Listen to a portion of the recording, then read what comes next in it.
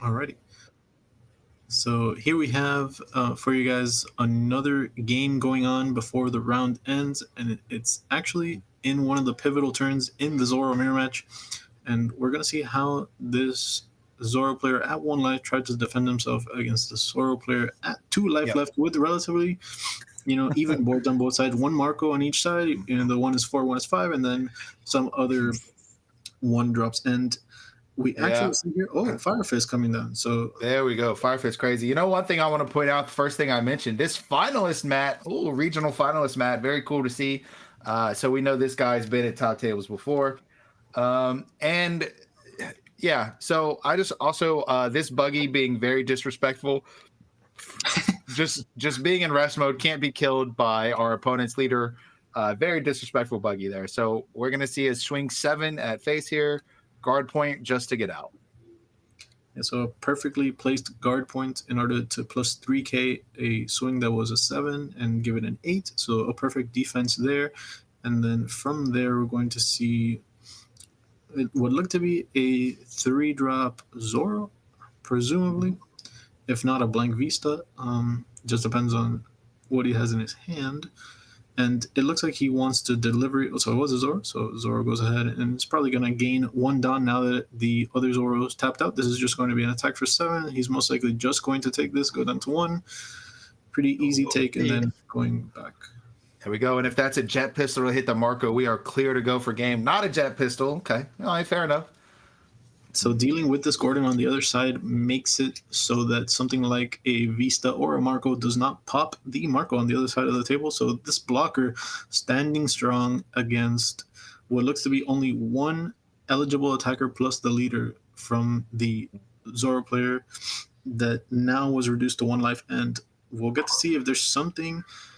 The indication that he put 1 Don under his leader very quickly means that he probably does not have access to a new gate unless he wants to tap out all his Don, which wouldn't be that bad either, but we'll get to see what he wants to do for his turn.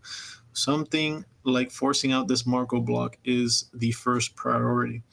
Absolutely. A Fire Fist would also be good here, right? Because it can just KO the Marco and the buggy, getting rid of a blocker and taking off some of that crackback pressure. That card, man, that card's just so good. There's so many scenarios where I just feel like it would be very powerful. Yeah, that card has been lethal in a lot of different scenarios across the entire day. Definitely one of the highlight standout cards for this event, and a great tool for the Red Ducks to have moving forward. For right now, we're just going to swing 7 here. Yeah, so Marco incredibly powerful, no Don invested, swings for 7. And pops something when it comes into play. Just one of the premier reasons to be in the red color, this format, this 5-drop Marco. Mm-hmm. Go ahead and see Radical Beam from the other side. Yeah, we're just going to get a Radical Beam out. We're going to go 7 again here. Is it correct to attack the Zoro battle card here? I mean, it feels like you're not very safe on the crackback, so you might want to take some pressure off of the board. And it seems like that was correct. That was the answer. Are we going to be able to play our own Marco? Do we have our own Zoro rusher? The Zoro with the finalist mat does feel like he's in a better position, but he might not be based on, how many rushers his opponent has, right? Oh, so there's rusher number 1. Like you're alluding to, having this number of rushers when there's only 1 life on both sides is one of the key factors in, winning a game like this one so close on both sides. And I think, honestly, now that the Zoro player on the left is tapped out of Dawn, it would have been nice to see at least 1 Dawn investment on the Zoro to make 2 cards come out of the hand. Oh, but here is another 6k attack. If he has another 2k, he's forcing a block, so it's likely that he does not have another 2k. He just has something to discard. He goes ahead and discards a Marco to revive it. The rushers are out. Cards in hand are dwindling, and I want to see what this top deck is from. But I do like one thing I do like is instead of making these 7s, he left 2 Don up, which indicates 2 defensive events. And may I just point out that very disrespectful buggy was not able to be killed by any of these Zoro cards. Oh, that card, it's so I just feel like it is disrespectful to have buggy on the field against Zoro decks. It's so funny. Yeah, Buggy being in fact the best one drop that the Zoro deck can produce, and also being a kryptonite against Zoro as well. So definitely just one of the marked key cards in Yeah. this mirror match, and just This, want I to see. mean, if you could have killed that buggy, I think you would have, because it is absolutely like going to pressure you in this turn. You know, like Makino is going to turn it into a 7K, and you just do not want to deal with that. Yeah, so how much Don does he want to invest into these attacks? I wonder if he feels like this is going to be the final turn of the game. Does he go for board clearing these Zoro attackers, or does he try to go for last life? Honestly, with 2 Don open and 5 cards in hand, there's probably no way that he can end the game. So going for something like cleanup duty on these cards in play would be beneficial. Or does he have a 9 drop? Could that also get him out of this situation? It doesn't look to be the case. Yeah, I don't know. 9 drop doesn't feel like it would quite be enough here. Um, yeah, we want to attack for 9 because that's guard point. I mean, excuse me, that's radical beam, right? Guard point would only be 8. So I mean, we want to attack for 9, but the question just becomes, you know, can we clean it up if we invest so much Don into our first attack? Yeah, so here, even though it's our first attack, the problem is the defender gets to decide how this plays out more than the attacker. The attacker just attacks for 9 and hopes for the best. The defender can say, I can just take this one.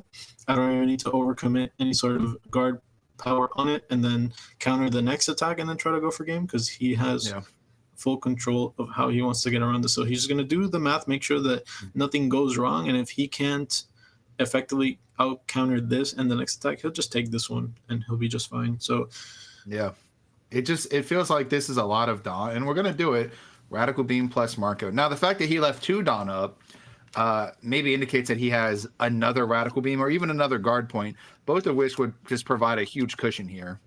So attacking for 7 here, just hoping for the best with a 7 from the Marco and seeing if that is enough. Wouldn't be too terrible, depending on whether he has another Rush Zoro in his hand. But judging from how much Don he's investing into these character cards, I don't think he has any more Rush options in his hand. So he's just hoping for the best with this one Buggy attack. Yeah, Buggy swinging for 7. I mean, it feels kind of bad to swing for 9.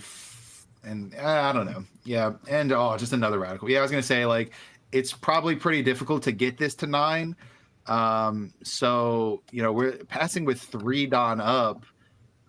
Do we have 3 radical beam of our own? That would be pretty good.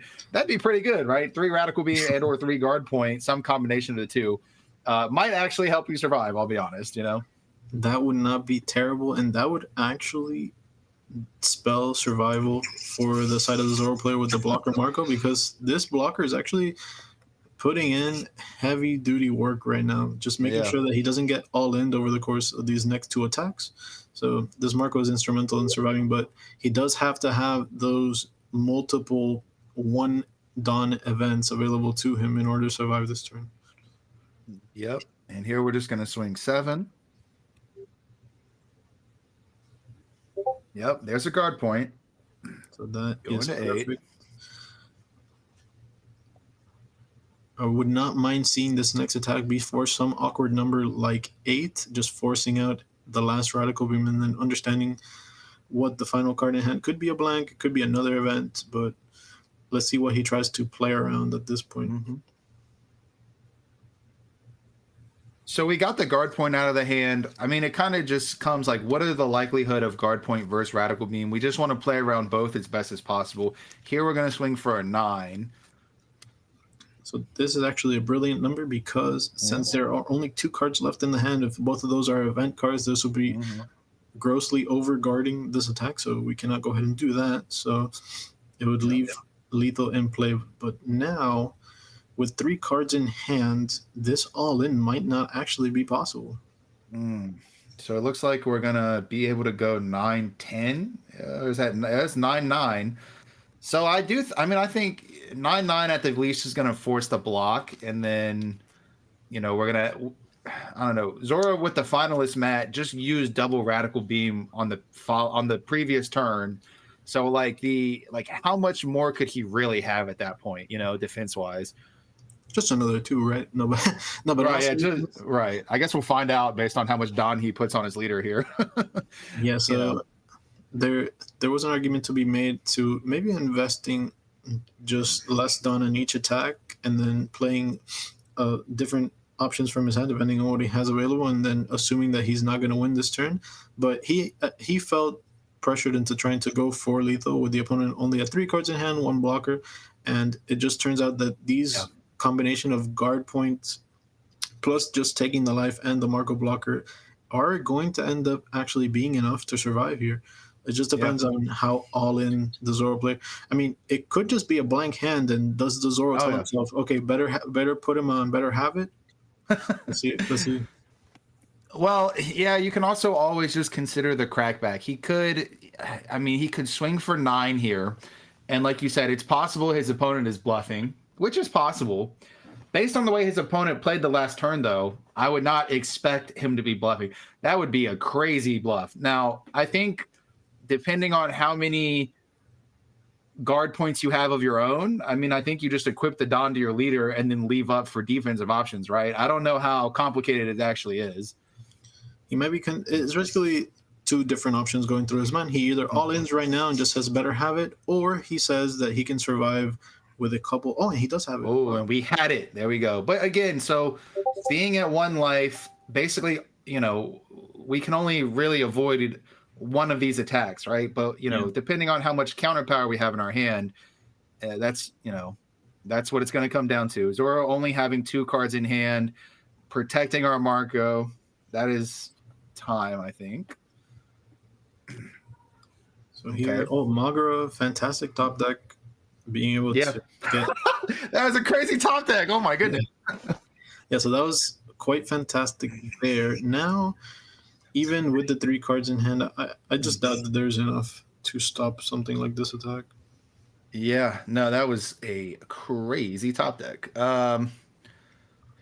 So we start with 7 here, just force out the rest of the hand, and then it should be elementary from there. I think we hit time and overtime though, so I'm trying to figure out Interesting. if we're going to be able to see the rest of this turn. The player with the highest life would win time and overtime. So it looks like the finalist Matt Zoro wins because of time, which happens. I mean, that is something that happens. I think they're talking about it now. Yeah, they're like discussing it at the moment, but if it is time in